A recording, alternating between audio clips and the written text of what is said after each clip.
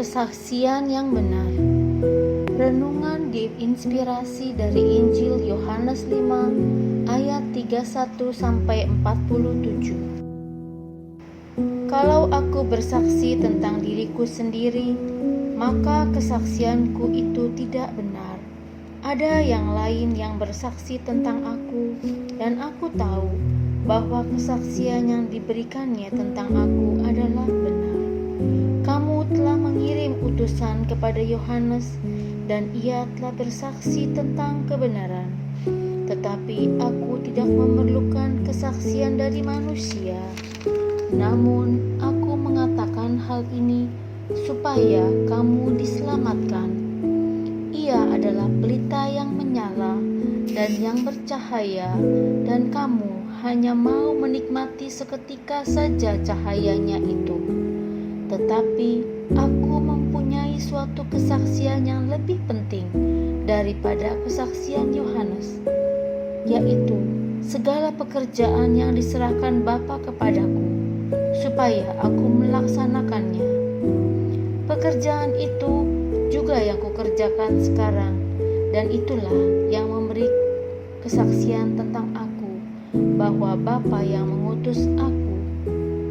Bapa yang mengutus aku, dialah yang bersaksi tentang aku.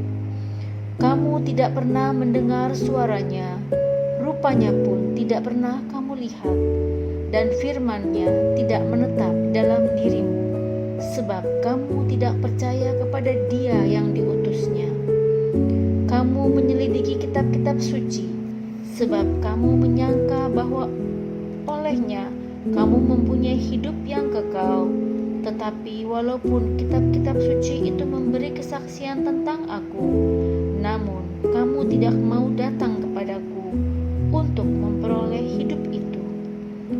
Aku tidak memerlukan hormat dari manusia, tetapi tentang kamu memang aku tahu bahwa dalam hati kamu tidak mempunyai kasih akan Allah. Aku datang dalam nama Bapakku, dan kamu tidak menerima aku. Jikalau orang lain datang atas namanya sendiri, kamu akan menerima dia.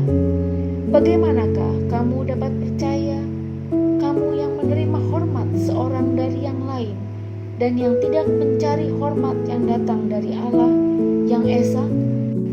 Jangan kamu menyangka bahwa aku akan mendakwa kamu di hadapan Bapa.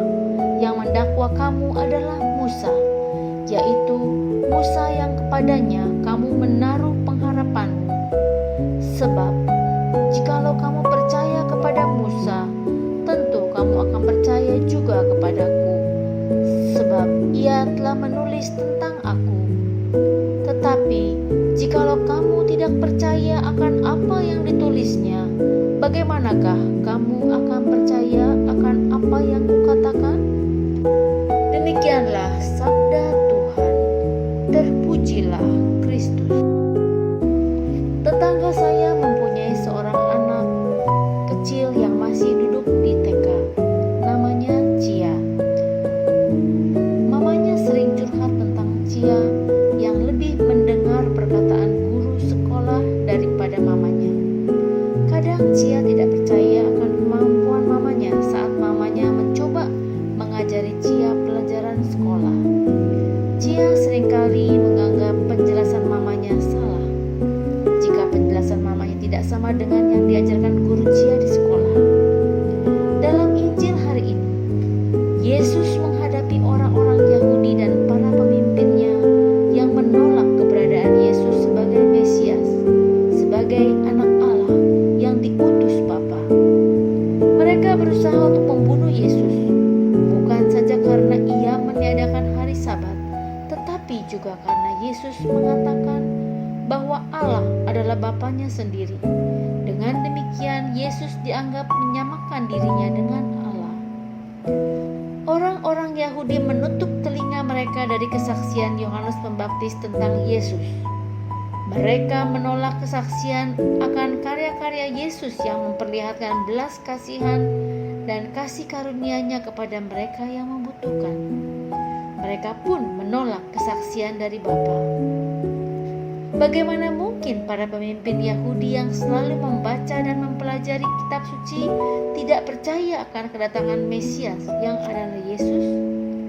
Mereka menutup telinga serta mata mereka akan banyaknya kesaksian yang disampaikan oleh orang-orang benar, bahkan dari Allah sendiri. Sungguh ironis.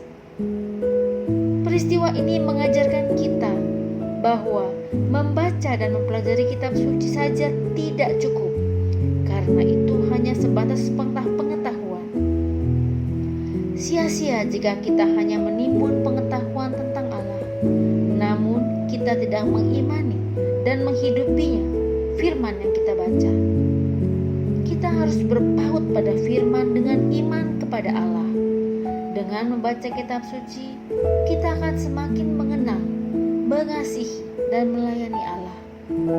Kiranya Roh Allah memampukan kita untuk menemukan Kristus, Sang Mesias, sebagaimana yang Allah janjikan, dan kita dapat menjadi saksinya.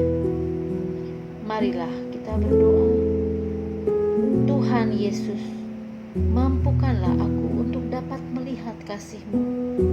Bukalah bibirku agar dapat memuji dan bersyukur padamu, karena Engkaulah penyelamatku. Amin.